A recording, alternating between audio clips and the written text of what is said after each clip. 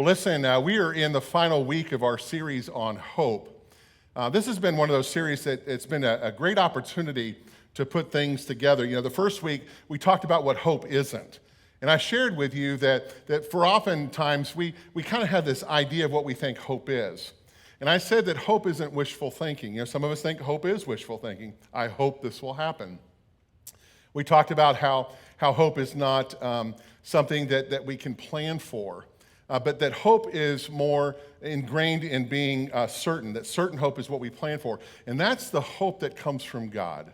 That's the hope that you and I can't make happen, but it peels into one of those 7,000 promises that God gives us that appears in the Scripture that we can have and abide in hope all of our life. Last week we looked at chaos. We took a journey and looked at the life of what chaos was when the disciples kind of ran away from it all, and Jesus appeared to them in an upper room. And I challenge you to work through some of the chaos in your life. And I shared with you one of those very important scriptures out of Psalm 46:1, where basically it says that God is our refuge and our strength, our ever-present help in time of need. And I reminded us that in the midst of chaos, we need to kind of hold on to that promise. And we need to realize that God is the one who holds it all together for us. That even though we can't see God, even though we may not believe that God is there, in the midst of chaos, that we can trust that He is there for sure. Well, today we finished the series, week 3, on hope in doubts. And I was going to have a little experiment this morning. I was going to actually bring out a large jar and a pitcher, and I was going to fill it kind of with some of the liquid that was in the pitcher. I thought, no, it'd be too translucent, wouldn't be able to see it. And I thought I'd add some food coloring to it, kind of like a bright red, and that way you could see it in the glass jar. Well, let's just say that I had a white shirt that I started with today, and obviously I'm not wearing white anymore. So I'm going to have to just kind of walk you through this imagery. So imagine that you have a glass and it's filled with water, but it's halfway. And the question I want to ask today as we begin this series on doubt is, how do you look at life? Do you look at life as being life is half full, or do you see life as being half empty? And there's two different ways to structure, two different ways to see that. And the question becomes, which way are we going to do that when we look at life itself? Well, in John chapter 20, we learned a story about a guy who was hanging out with Jesus. He was one of his disciples. And we learned a little bit about the struggle that he has with doubt. In fact, he was putting so much head space in all of his decisions in life that his head was getting in front of his heart, that he had so many details of life that he was looking at and trying to manage that he couldn't actually negotiate or live through life. And it became challenges abruptly in everything that happened for him. In fact, you probably could say that he lost sight of the forest through the trees. And it's a challenge that I think some of us see. That we get so involved in the details of our life that sometimes we miss the bigger picture. So today when we talk about doubt, I want to kind of frame our minds a little bit. I want to open us up a little bit more to see a bigger picture than maybe some things that we've seen before. So what was the problem in this time of John chapter 20? It goes like this. Jesus has been crucified. He is dead, he's buried, and all of a sudden it's been discovered that his body is gone, but they're not really sure what's going on or what has happened. In fact, they cannot even recall the many times that Jesus looked them in the eye and said, "The time will come that I must go." And yet they fought on this, and they had doubt, and they weren't sure. And here they are dealing with this. Now, Thomas is the disciple we're going to talk about today. And John writes this. John says that here in chapter 20, verse 24, one of the 12 disciples, Thomas, nicknamed the twin, Thomas was not with the others when Jesus came. Last week, we talked about how the others were in the upper room, and Jesus appeared. He walked through the locked doors, and I said that one of the things that we look for in life is how God can be invited in through the locked doors and the locked situations of our life, and God can help solve our problems and make a difference. So Thomas is not a part of this initial meeting, and so Thomas was not with the others when Jesus came, John writes. He said, they told him, "We've seen the Lord." So now all of this group of disciples who weren't really sure, who had been holed up in this room to be protected from Rome, They now all of a sudden are people saying, well, we've seen Jesus.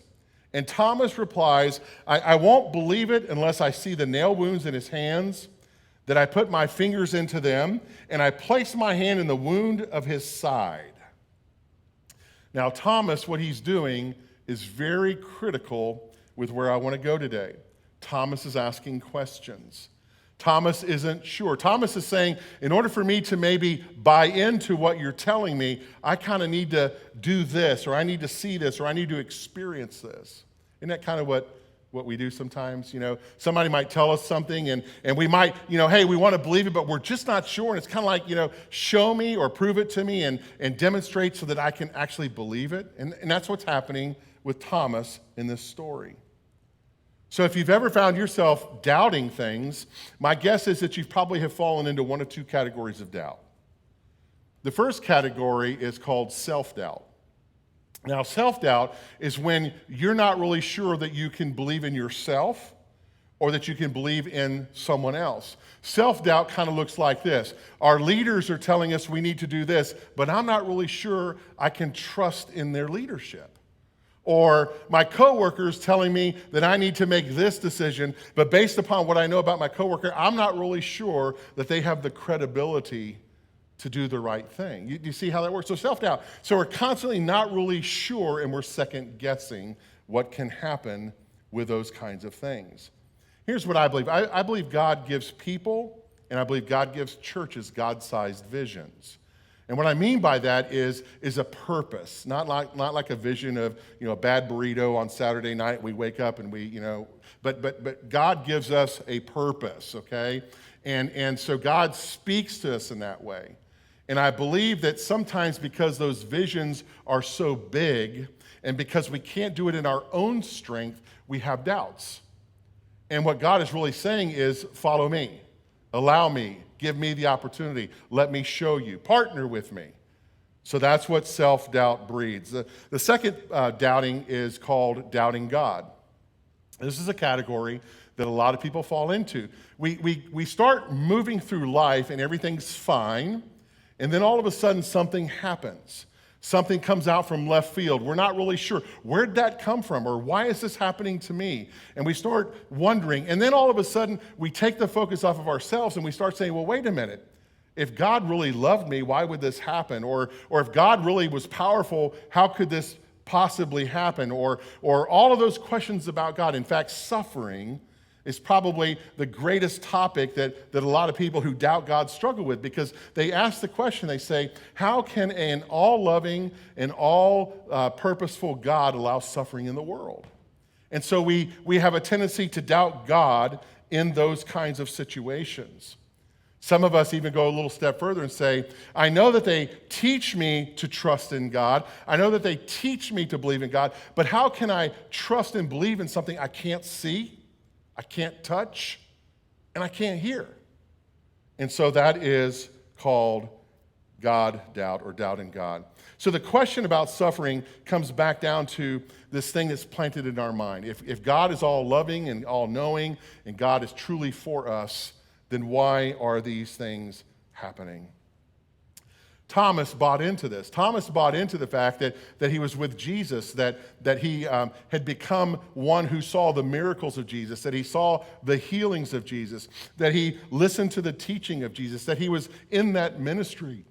And Thomas was walking around with the other 11, and they all saw the same things, but now that Jesus has died and has been placed in the tomb, they're hiding.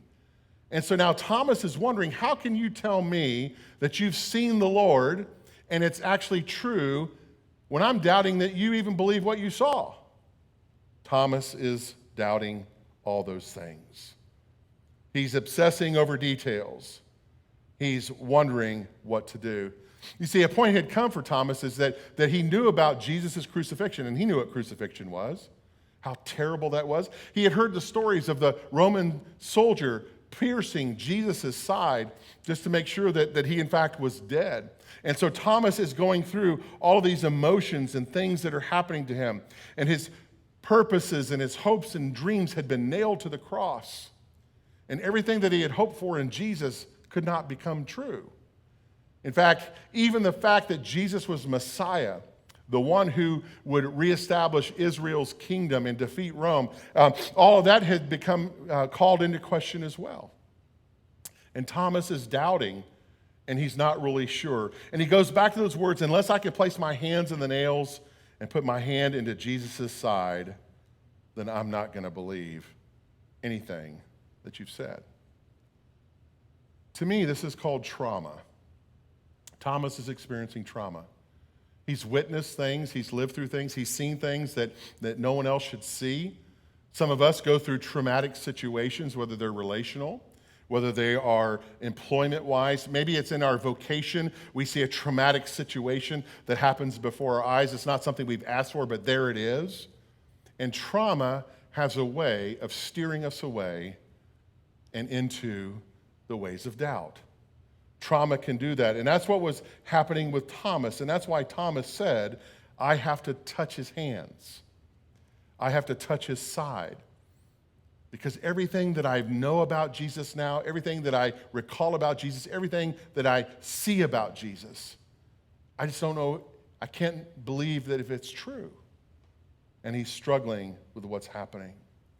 You see, this is where faith gets very interesting. A lot of people will tell you that faith is the opposite of doubt, or doubt is the opposite of faith. And I want to push on that a little bit today. I want to push because the more I read the story of Thomas, the more I got into Thomas's life, the more I was looking and reading the scriptures and really trying to insert myself into this story. I kind of pulled myself away from this whole faith and doubt argument that faith is the opposite of doubt. And I no longer believe that. I believe that doubt is seeking a deeper understanding. That when I have doubts, I'm going to ask questions. When I have doubt, I'm going to step out and look for the bigger picture. When I have doubt, I'm going to put myself in positions so that I can observe and collect data or find out what is really the truth. And here's what I think. I think when we have doubts, I think it can actually bring us closer to God. Think about it. I'm pursuing the answers. I'm seeking God. I'm asking the questions. Even though they're the questions that people aren't really sure we should ask, like, God, are you real? Are you there? How can you help me? What's going on with this? And you can ask those questions, and the answers will come. Here's why I know that. Because we worship and love a God who suffers.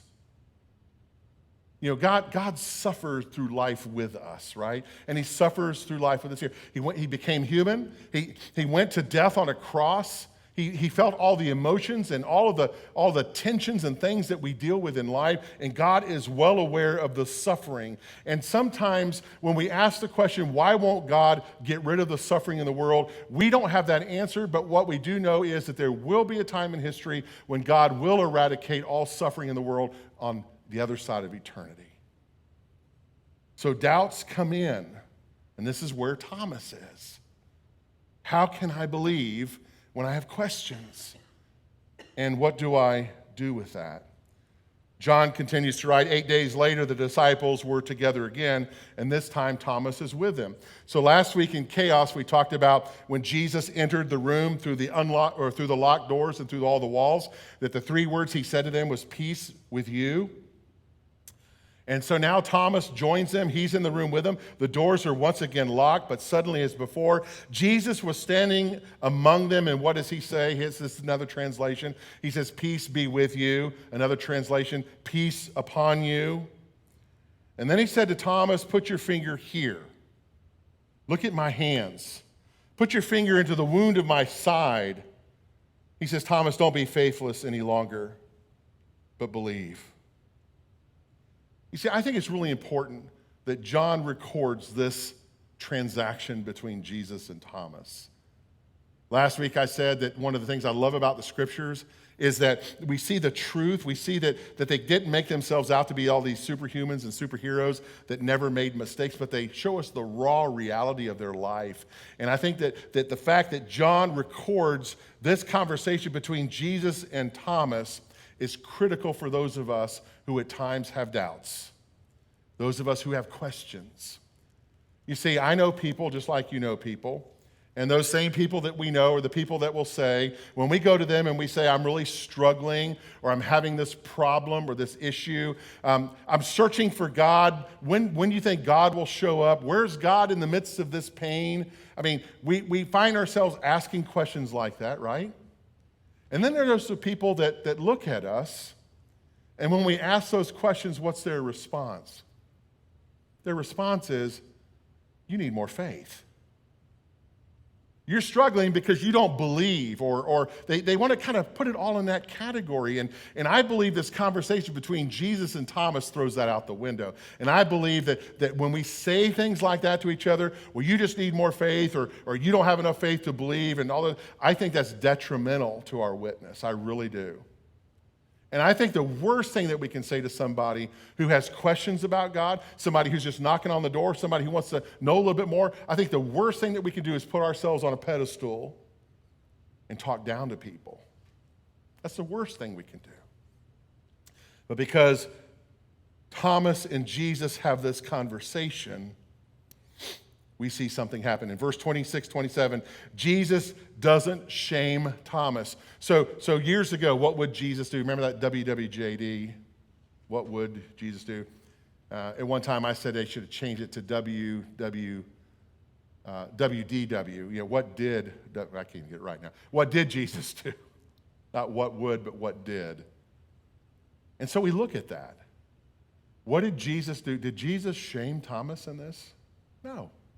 Jesus actually looks at Thomas and he says, wait a minute. He says, I need you to do something. What is it that's got you struggling to believe? The thing that Thomas did not believe in was he did not believe in the resurrection. We know James, the brother of Jesus, he didn't believe in the resurrection either until later on in life. And Jesus comes and appears to Thomas and he says, what do I need to do for you to stop doubting? The Greek word here in the scripture for doubting means unbelief. Thomas, what do I need to do to help your unbelief? What do I need to do to help you better understand? And so that's when Jesus looks at that, and that's when Thomas answers the question, well, how about show me your hands and show me your side? And so Jesus looks at him and says, listen, if this is the evidence that you need to stop being an unbeliever, meaning a person of unbelief, then let me show you here. And so we learn that doubt and unbelief aren't really the same thing. I mean, think about it for a second. Before we start judging Thomas, before we call him doubting Thomas, before we start really coming down hard on him, let's look at who Thomas was.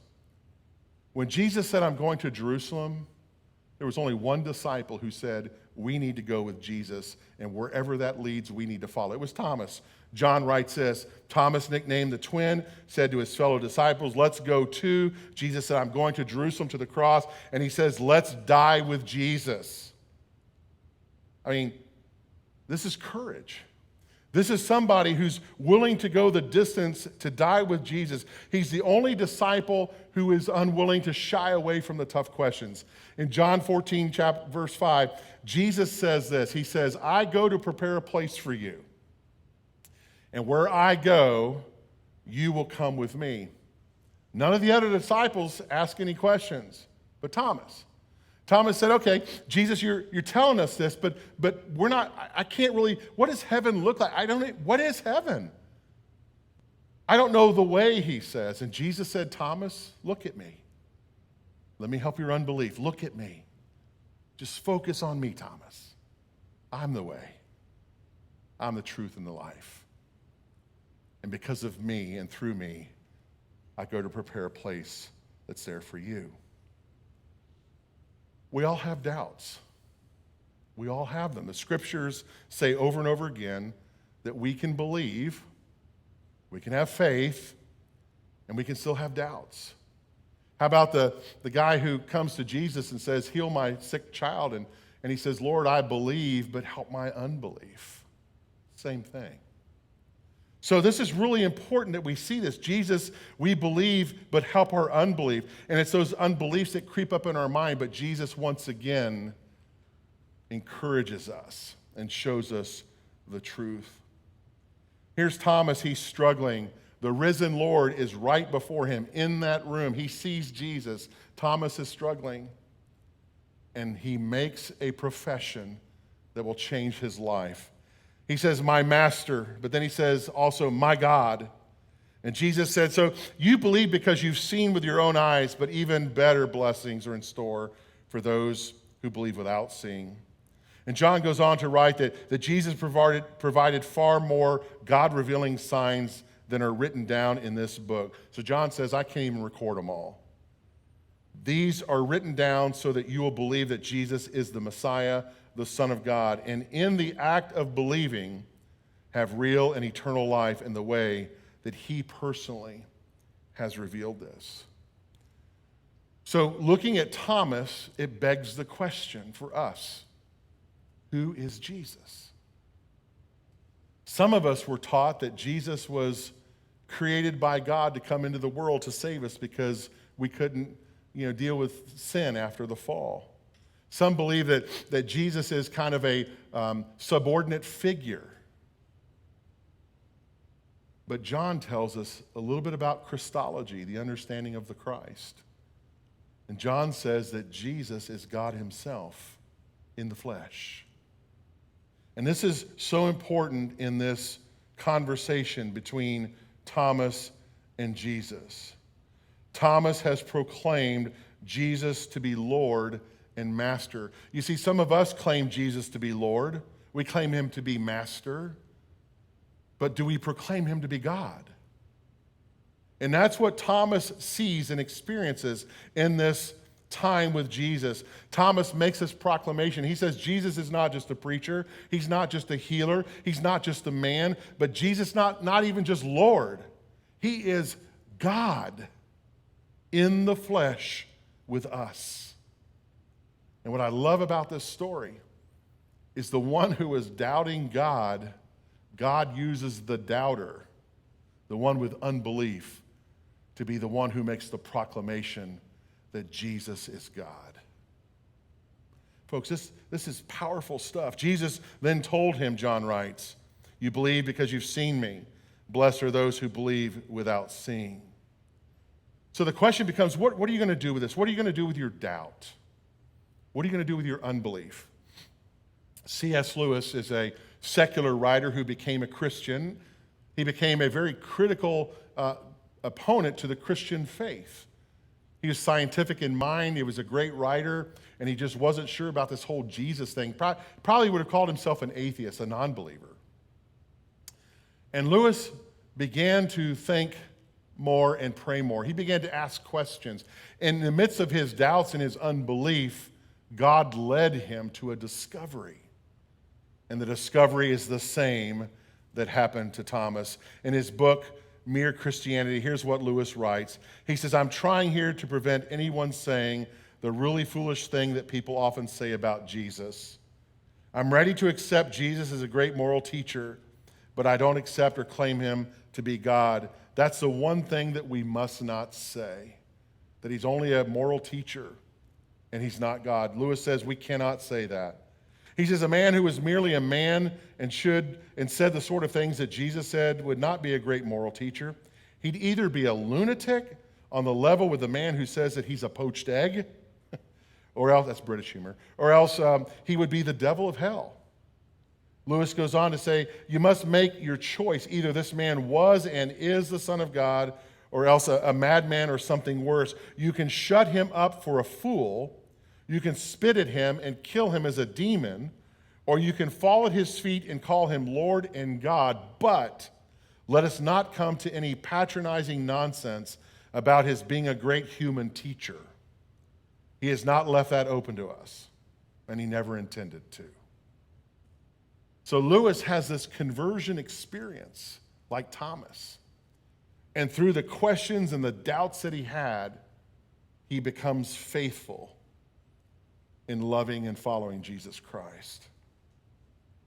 So the question is, what will we do with our doubts? How will we process that? Will we follow somebody that has been labeled a lunatic or a poached egg? Or will we follow the King of Kings and the Lord of Lords? The question becomes, who is Jesus? Who is he to you? And what are you going to do with that?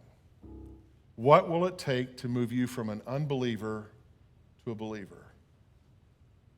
What will it take to help encourage you to take that next step in your faith?